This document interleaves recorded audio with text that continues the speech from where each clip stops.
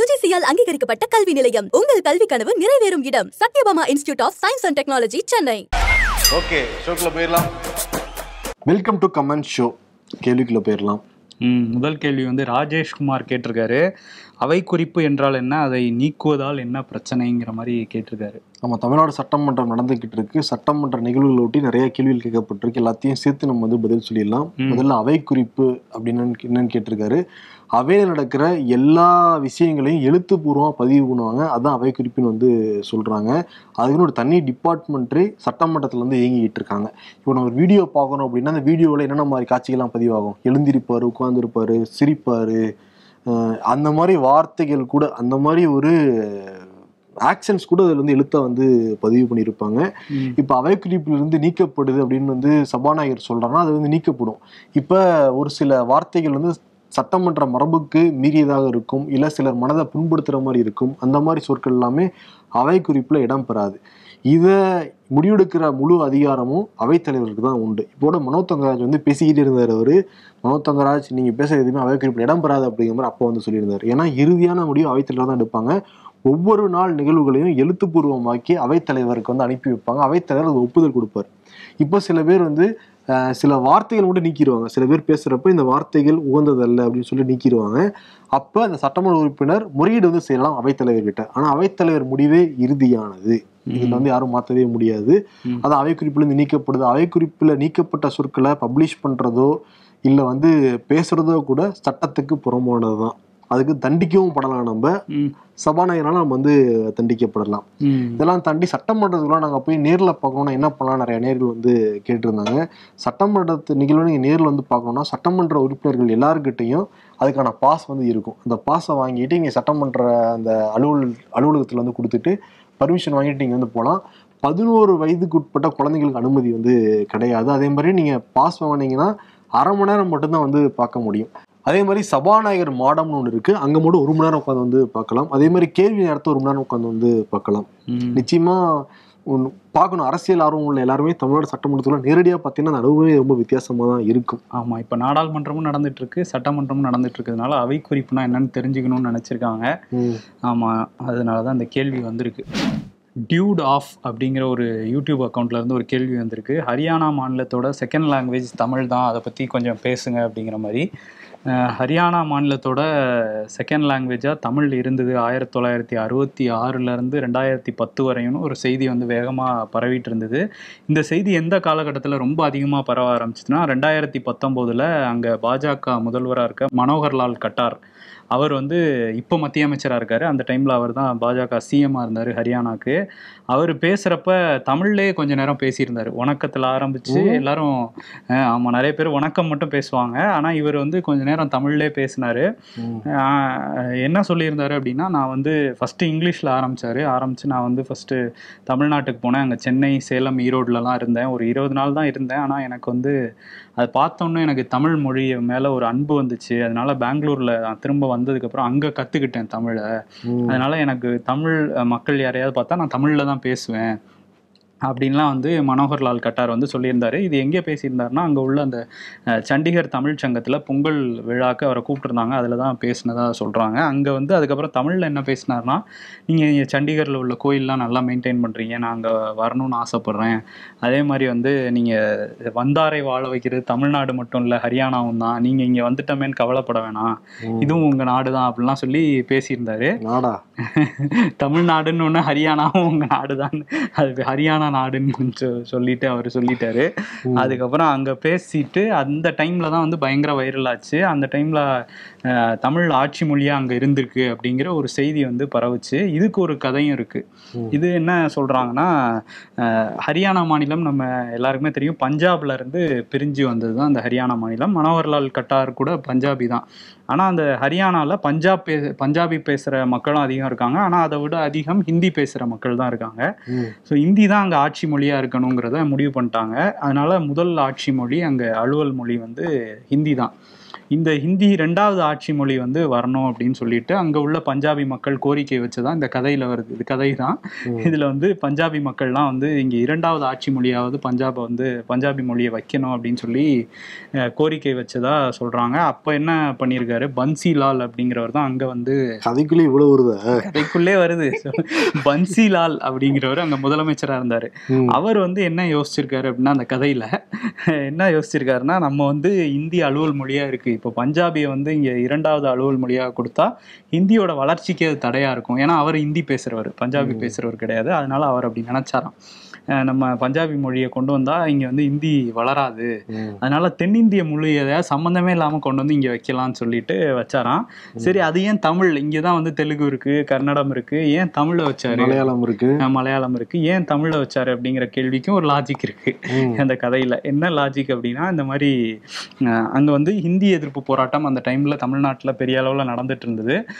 So அவங்கள cool பண்றதுக்காக பாருங்க, ஹிந்தி பேசுற மாநிலத்துல கூட தமிழை அலுவல் மொழியா வச்சிருக்காங்களேன்னு சொல்லிட்டாங்கன்னா அவங்க கொஞ்சம் வந்து நிம்மதி அடைவாங்கிறதுனால நாங்க வந்து தமிழை அலுவல் மொழியா 2வது அலுவல் மொழியா நான் கொண்டு வரேன்னு சொல்லி அவர் கொண்டு வந்ததா ஒரு கதை இருக்குது. எனக்கு பயமா இருக்கு நீ சொல்றது, ஏன்னா அது எடிட்டிங்ல கட் பண்ணி ஒட்டணும்னு வச்சுக்கோங்க, அதை உண்மைங்கிற மாதிரியே இருக்கும். அதனாலதான் கதைன்னு அந்த இடத்துல சொல்லிடுறது.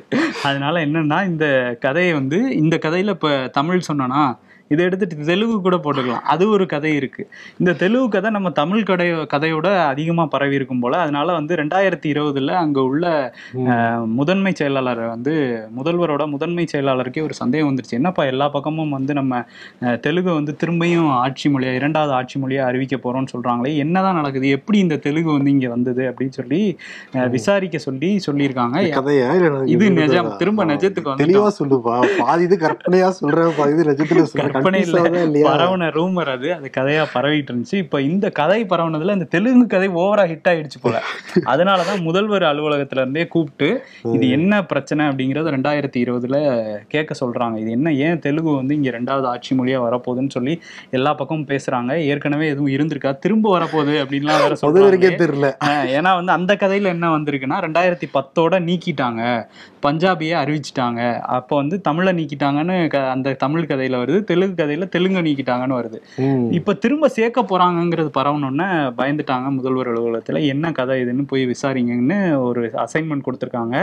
யாருக்கு கொடுத்திருக்காங்கன்னா, ஹரியானால உள்ள பஞ்சாபி சாகித்ய அகாதமி அந்த அமைப்போட தலைவர் குர்வீந்தர் சிங் துணைத் தலைவர் இவருக்கு வந்து நீங்க இது என்னன்னு விசாரிங்கன்னு அவர் ஒரு என்கொயரி எல்லாம் பண்ணி என்ன அப்படின்னு கண்டுபிடிச்சிருக்காரு. அந்த மாதிரிலாம் எதுவும் கிடையாது, தெலுங்கு இங்க இருந்தது கிடையாது, அது வெறும் ரூமர் தான். 1996 மே 29 ஒரு ஆர்டரை பாஸ் பண்ணியிருக்காரு ஹரியானாவோட கவர்னரா அப்ப இருந்தவர் மகாபீர் பிரசாத். அவர் என்ன சொல்லியிருக்காருன்னா, இந்த தேதியில இருந்து இனிமே பஞ்சாபி தான் இங்கே 2வது அலுவல் மொழியா ஆட்சி மொழியா இருக்கும் அப்படின்னு சொல்லி அதிகாரப்பூர்வமா சொல்லியிருக்காருங்கிறது தான் அவர் கொடுத்த அந்த அறிக்கையில முடிவு. இந்த தெலுங்குலாம் ரூமர் தான் அப்படின்னு சொல்லி அவர் கொடுத்துருக்காரு. பஞ்சாபில கொடுத்தா பஞ்சாபுக்கு தேவையான எடுத்தா கொடுப்பாரு அவரு. ஆமா, அவர் வந்து 2வது பஞ்சாபி மொழி அறிவிங்க தான் டேரக்டா சொல்லியிருக்காரு அவரு. ஆமா, அதுதான் இருந்திருக்கு. அதனால 1996 இருந்து இப்போ வரையுமே 2வது அலுவல் மொழி ஹரியானால வந்து பஞ்சாபி தான் இருக்குது. 1969 ஹரியானால அந்த அதிகாரப்பூர்வ மொழிகள் சட்டத்துல என்ன சொல்லியிருக்காங்க அப்படின்னா, ஆட்சி மொழியா இங்க வந்து இந்தியை தான் நாங்க வந்து முன்னிறுத்துறோம். இப்போ ஏதாவது அதுல மாற்றம் வேணும், அதுல வந்து ஒரு டிரான்ஸ்லேஷன் தேவைப்பட்டா அதுல இங்கிலீஷ் பயன்படுத்திக்கலாம் அப்படின்னு தான் இருக்கே தவிர எங்கேயுமே தமிழோ இல்ல தெலுங்குனோ குறிப்பிட்டு எந்த ஒரு ஆவணமுமே இல்லை. ஆனா இந்த செய்தி, இந்த ரூமர், இந்த கதை வந்து வேகமா பரவுனதுனால இது வந்து நிறைய பேர் அப்படி நினைச்சிட்டு இருந்திருக்கலாம். ஏன்னா வாட்ஸ்அப் வந்து பீக்க ஆரம்பிச்ச காலகட்டம் இந்த 2020 2019 தான் வாட்ஸ்அப் வசந்த் இயக்க வயரும் நிறைய பேரும் இருந்தாங்க, ஹரியானா இருந்திருக்காங்கன்னு தெரியுது. ரூமர் தான் அது எல்லாம். ஆமா, நம்ம ஐபிஎஸ் டீம்ல இருந்து ஒரு வித்தியாசமான கேள்வி எடுத்து நமக்கு அனுப்பிச்சு விட்டுருக்காங்க. நாய் வாலை நிமிர்த்த முடியுமா அப்படின்னு சொல்லிட்டு கிரிஷ் மினார் அப்படிங்கிற அக்கௌண்ட்ல இருந்து வந்திருக்கு. அதுக்கு ஒரு பதில் அதுலயும் வந்து சொல்லலாம், நாய் வாலை வெட்டலாமே அப்படின்னு சொல்லி ஒரு அக்கௌண்ட்ல இருந்து போட்டு. ரொம்ப கொடூரமான ஐடியாவே இருக்கு. நிறைய ஒரு திட்டி தான் போட்டிருக்காரு. அன்னைக்கு என்ன செய்திங்கிறது நம்மளால கண்டுபிடிக்க முடியல. ஆமா, இது ஏதோ ஒரு இந்த அரசு வந்து டாஸ்மாக மூடன்னு நம்ம பேசியிருப்போம். நாய் வாலை நிமிர்த்த முடியல, மத்திய அரசை பத்தி பேசணும், மாநில அரசு பத்தி பேசணும், உலக அரசியல் பத்தி பேசணும். அதனால யார சொல்றாங்கன்னு நமக்கு தெரியல. ஆனா இதுல காலங்காலமா இப்ப நீங்க சொன்னீங்கல்ல, நிறைய கதைகள் சொன்னீங்கல்ல, அந்த மாதிரி வெவ்வேறு நாடுகள்லயும் இந்த மாதிரி நாய் வலை நிமித்தம் போங்கிற கதை எல்லாமே இருக்கு. ஓஹோ. ஆமா, இப்ப அந்த அலாவுதீன் அற்புத விளக்கு இருக்குல்ல, அதான் ஒருத்தர் வந்து அலாவுதீன் அற்புத விளக்கு அந்த கதையை வந்து கேட்டுட்டு எனக்கும் ஒரு விளக்கு வேணும் அப்படின்னு சொல்லிட்டு கடவுள்கிட்ட வேண்டி இருக்காரு. ரொம்ப மனமுருகி வேணும்னே கடவுள் வந்து ஒரு அற்புத விளக்கு வந்து கொடுத்துருக்காரு. அந்த பூதம் வெளியே வந்து அலாவுதீன் வெளியே வந்து எனக்கு நீ எதாவது வேலை கொடுத்தனா உடனடியாக நான் செஞ்சு முடிச்சிருவேன், உடனடியாக அடுத்த வேலை எனக்கு நீ கொடுக்கணும், இல்லாட்டி நான் உன்னை கடிச்சு சாப்பிட்டுருவேன் அப்படின்னு சொல்லி பயமுறுத்தி இருக்கு. இவருக்கு என்ன பூதம் வந்ததே போதும் அப்படின்னு சொல்லிட்டு பெரிய மாளிகை கிட்ட உடனே மாளிகை வந்திருக்கு. அப்புறம் பெரிய செல்வம் எல்லாம் கிட்ட பெரிய செல்வம் உடனே வந்திருக்கு. எல்லாமே உடனே கிடைச்சிருக்கு. அப்புறம் எனக்கு வேலை கொடுக்கலன்னா உனக்கு கொண்டுருவேன் அந்த பூதம் பக்கத்துல வர அவர் வீட்டு இருக்க நாயை பார்த்துருக்காரு. அந்த நாய் வேலை எப்படியுமே இப்படிதான் இருந்திருக்கும். அந்த நாய் வேலை நிமித்திட்டு வரல அனுப்பிச்சு விட்டுருக்காரு அந்த பூதத்துக்கிட்ட. கடைசி வரைக்கும் ட்ரை பண்ணி நாய் வேலை நிமித்தவே முடியல. இவரும் வந்து உயிரை காப்பாத்திக்கிட்டாரு, நாய் வேலை நிமித்த முடியல ஒரு கதை. அதே மாதிரி முல்லா கதைன்னு ஒண்ணு இருக்கு. முல்லா வந்து போய் கடைவீதிக்கு போனப்ப புடலங்காய் வாங்கினாராம். புடலங்காய் வந்து இப்படி வந்தப்பனே கேட்டிருந்தாராம் கடைக்காரர்கிட்ட, ஏன் புடலங்காய் அப்படி சாஞ்சிருக்கு அப்படின்னு. அதை முன்னாடியே கல்லை கட்டி நிப்பாட்டி இருந்தா நேரம் வளர்ந்துருக்குன்னு கடைக்காரர் சொல்ல அப்புறம் வீட்டுக்கு வந்திருக்காரு. புடலங்காய் வளைஞ்ச மாதிரியே நாயோடைய வளம் வந்து வளைஞ்சிருந்திருக்கு. அப்ப இதை கல்லை கட்டி நேராக்கிட வேண்டியதான்னு சொல்லிட்டு முல்லா நாய் வலை கட்டி நேராக்கி இருக்காரு. அவங்க நாய் கத்தி கூப்பாடு ஓட பக்கத்து வீட்டுக்காரங்கெல்லாம் வந்து கடிக்கலையா இப்படிலாம் பண்ணக்கூடாது முல்லான்னு சொல்லிட்டு கிளாஸ் எடுத்துட்டு போயிருக்காங்க. எதுக்காக நம்ம சொல்றோம்னா, நம்மளுமே பிடிவாதமா பல விஷயங்களை வந்து முயற்சி பண்ணிக்கிட்டே இருப்போம். அதெல்லாம் விட்டுட்டு எது முடியுமோ அதை மட்டும் வந்து பண்ணணும். முல்லா மாதிரி வந்து ட்ரை பண்ணிக்கிட்டே வந்து இருக்கக்கூடாது. இது நிறைய கதையெல்லாம் இருக்கு. கிருஷ்ணதேவராயர் தெனாலிராமன் கதை கூட இருக்கு. ஆனா அந்த கதை படிக்கிறப்ப எனக்கு வந்து மனசுல ஒட்டலை, இப்படிலாம் இருக்கும் அப்படிங்கிற மாதிரி தான் இருந்தது.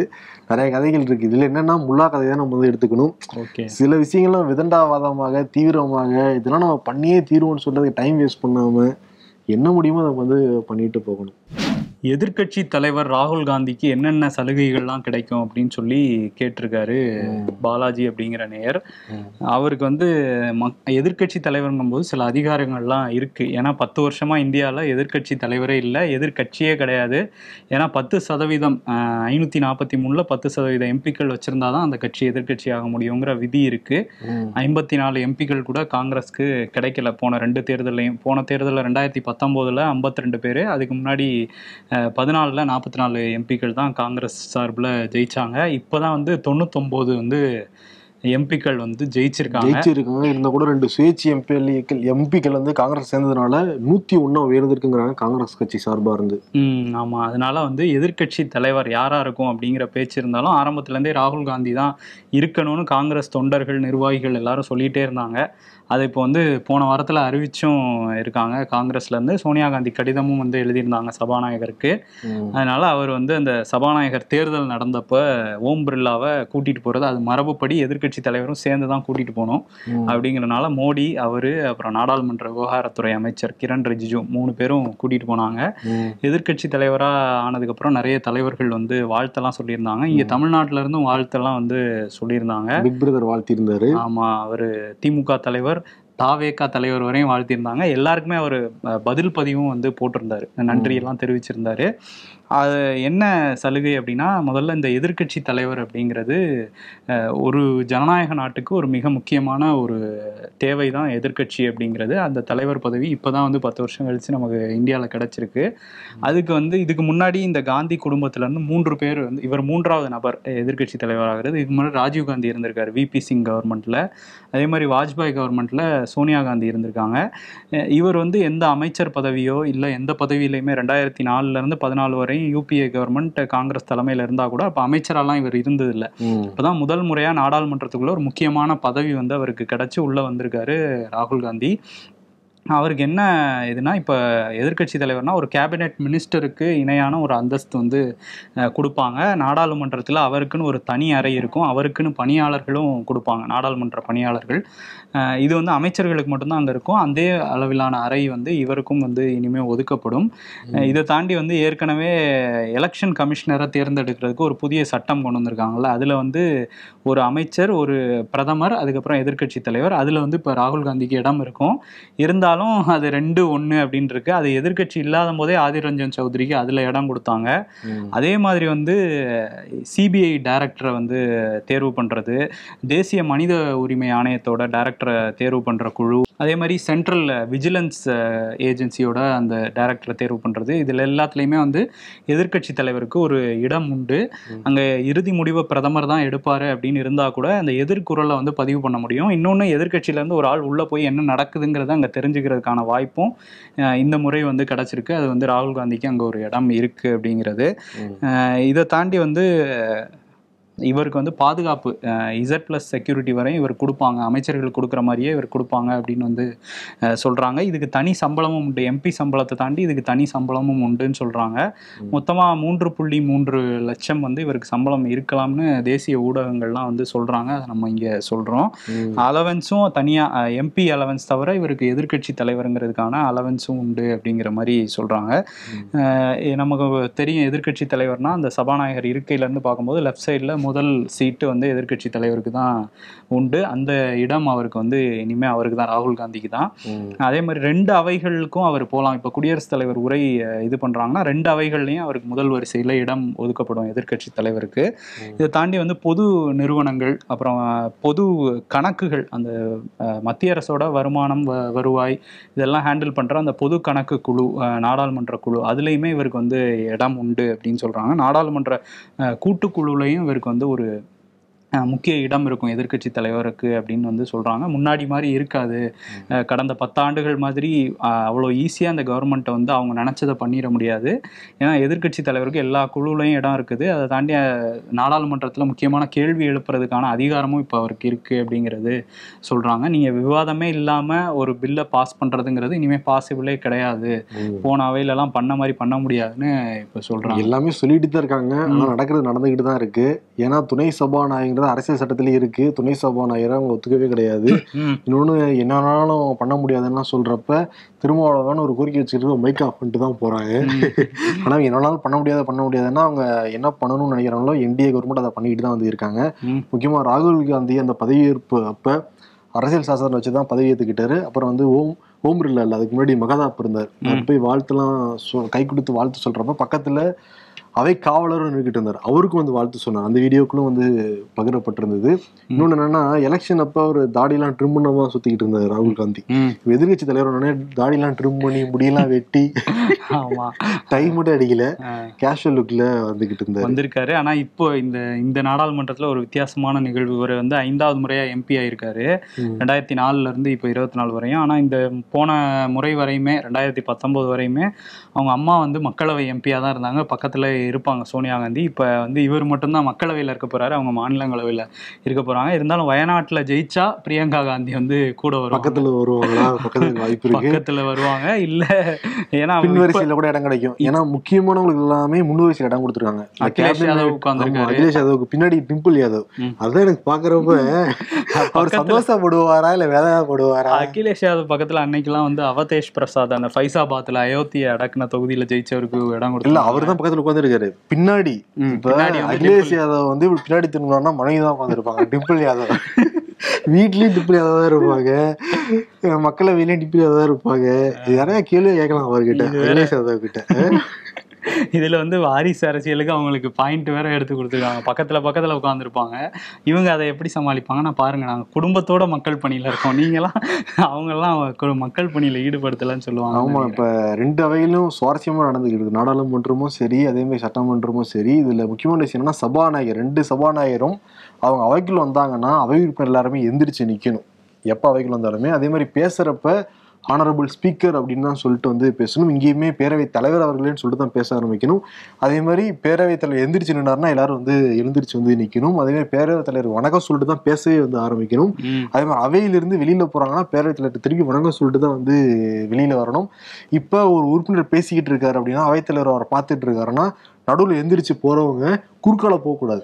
அதெல்லாம் சட்டம் மரபுக்கு மீறினது அப்படின்லாம் சொல்றாங்க. அப்படி பண்ணக்கூடாதான், ஏன்னா அவருக்கு ஐ டிஸ்ட்ராக்ட் ஆகும், என்ன குறுக்கால போறாங்கன்னு நினைக்கூடாது. அவர் 2 அவைகளுக்குமான அந்த பொது விதிகள் நிறையவே இருக்கு.